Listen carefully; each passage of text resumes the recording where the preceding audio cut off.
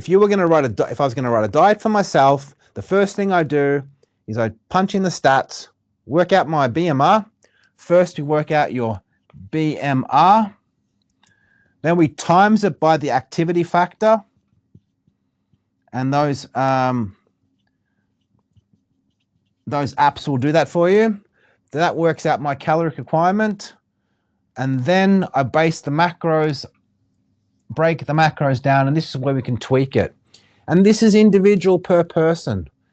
Now, some people are more carb sensitive, some people are more protein, fat sensitive. So some people have issues with insulin. So we try to keep their fats quite low.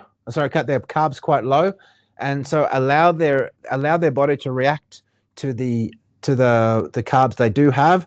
But if you're always giving them high amounts of carbohydrates all the time, you'll end up finding that they react less and less because they're less sensitive to glucose.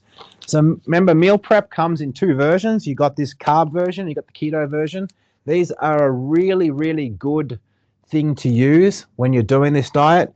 This plugs right into here.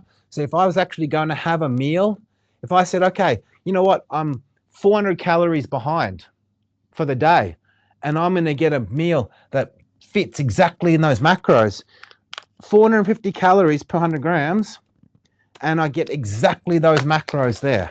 Now, I'm not saying that every single meal you have should have the same macro content, because if you also remember back to my simplified plan that one of the first things I think in the last video, remember, it was protein high, carbs come down, fat come up. So that means the morning meal and the nighttime meal have a different ratio.